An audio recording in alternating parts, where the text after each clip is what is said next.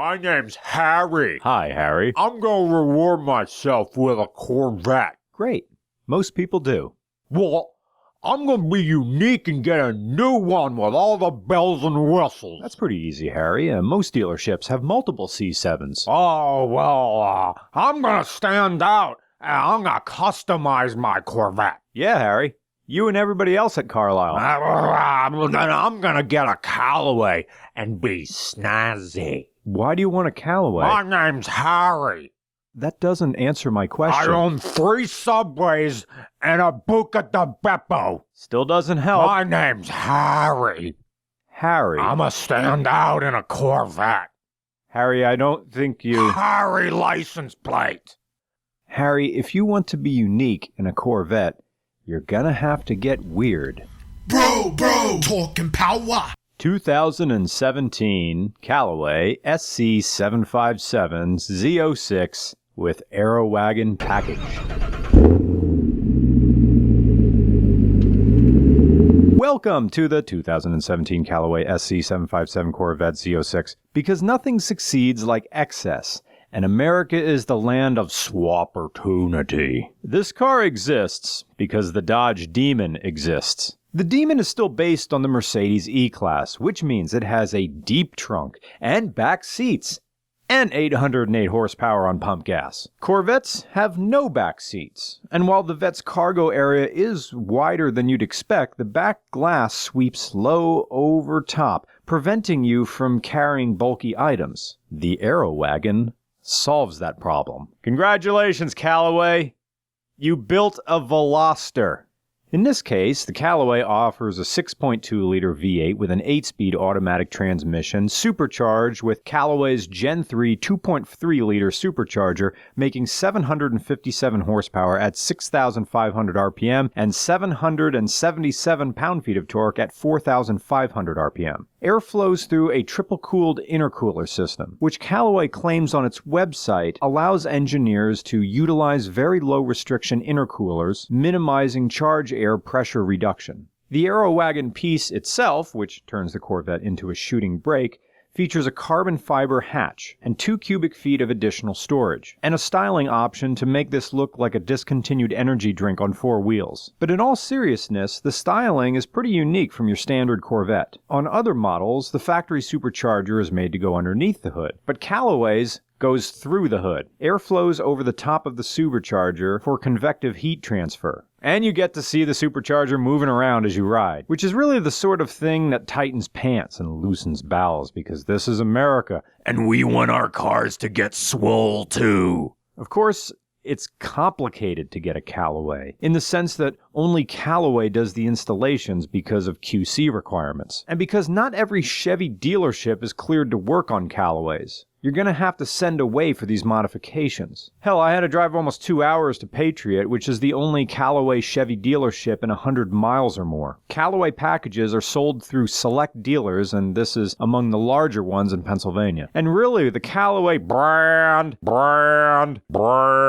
is one that's largely built on the concept of exclusivity, since only a few hundred vehicles are built per year. The top speed of the AeroWagon is about 210 miles an hour, and anything that bumps up against 200 miles an hour is in hypercar territory. But like the Tuesday night viewership on the WWE network, the display stops at 205. The 0 to 60 time is a nut-ripping 2.8 seconds, and it can do a 10.5 second quarter mile at 131 miles an hour. Then you have the optional Double D sports exhaust, and a Callaway high-flow intake system, and a Callaway Corvette authenticity documentation package in the event that no one actually believes your car isn't some expensively modded knockoff that a rapper built for you on a reality show from the early 2000s. But what other modifications does a Callaway need? Sure, you could make the argument that you're going to send yourself to the poorhouse trying to make an already fast car go faster, but there's a novelty to a Callaway Corvette, particularly this 2017 model, which we were told is the only one in the world that was for sale at the time of filming, out of 8 that were made, and it runs a steep $132,000. So even if you're nowhere near a Callaway Network Chevy dealership, a car like this might be cost prohibitive anyway. I've heard AeroWagon prices reaching $144,000 from dealers, and like the Demon, Market value is whatever moon-faced, gut-sucking, back-slapping, butt-pinching, chest-staring billionaires say it is. Well, do you want the rarest Corvette since the split-window Stingray or the Sledgehammer or the first-year Big Block or a mechanical fuel injection system that works for real this time? Well, here you go. AeroWagon. Of course, if you can't afford the whole car, the SC757 or SC757 package itself will only run you in the neighborhood of $18,000, and you can apply it to any stock Z06 from the same year, or option it into a brand new Z06 if you order through the aforementioned Callaway Chevy dealership. And since the supercharger is modular, it's adaptable to other cars in the Callaway fleet. After all, these are all LS engine derived. From an aesthetic level, it's loud. Visually and audibly. But if you're buying a car like this, you know good and damn well what you're getting and the kind of impressions you're putting out there, just like the Demon, and you don't give a beaver's damn about any of it. There are dimensional emblems and threshold plates, and who cares? You've made your decision. A Demon may be faster on the drag strip because that's what it was meant for, but the Callaway C7 is made to be a hypercar beater, and it is.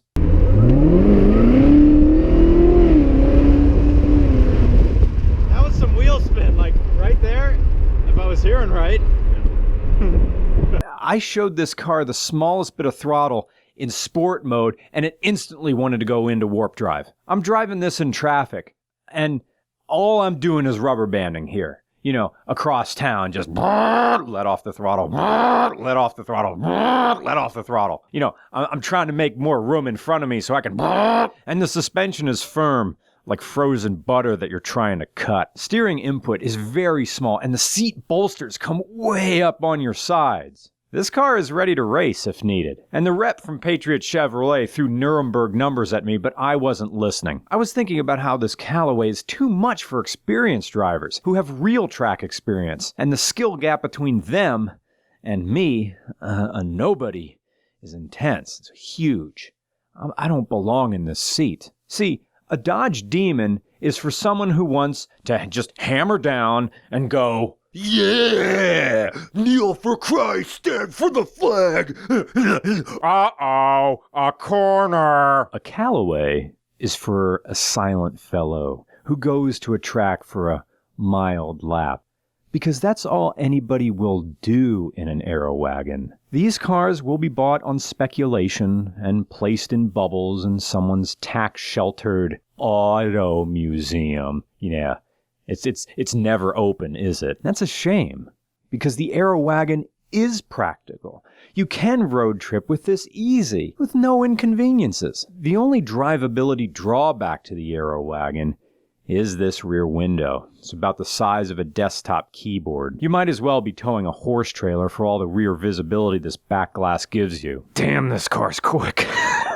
This car is fast. All I want to do is see this thing just jacked up on big tires, Mad Max style. Oh, but these things are just going to Scottsdale. Callaways, ever since the Sledgehammer, have just become these things that people trade back and forth. Please, some baller out there, please. Somebody with the means, just buy one of these AeroWagons and drive the paint right off of it. It's a utilitarian Corvette. It exists now. The AeroWagon needs to prove its worth in the real world. Top the unstoppable, drive the warp, drivable. Bro, talking power. Lap the one lappable, trade the most tradable. Bro, talking power. What you gonna do when Harry comes through with his AeroWagon? Can't stop the dragon, can't stop the boomers, top line consumers. Bro, talking power.